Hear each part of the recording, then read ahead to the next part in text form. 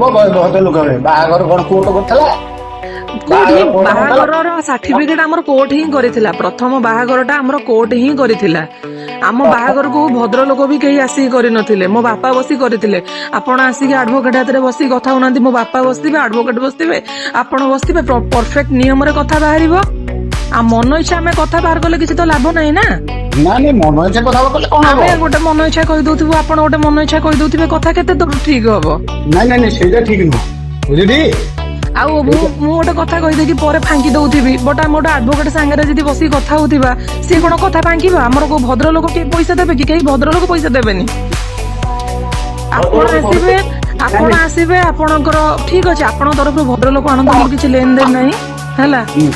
ଆଉ ମୋ ବାପା ବସିଥିବେ, ମୁଁ ବସିଥିବି, ଆପଣ ପୁଅ ବସିଥିବେ, ଆପଣ 100 ଭଦ୍ରଲୋକ ଆଣନ୍ତୁ, 200 ଭଦ୍ରଲୋକ ଆଣନ୍ତୁ, ସେଟା ଆପଣଙ୍କ ଉପରେ ଡିପେଣ୍ଡ କରେ। କାହିଁକିନା ମୋର କଥା ମୋ ବାପା ଆଉ ମୋ ଆଡଭୋକେଟ ହେବେ। ମୋର ଏଠି ଭଦ୍ରଲୋକ ଲାଗିକି ଲୋକ ଲଜ୍ଜା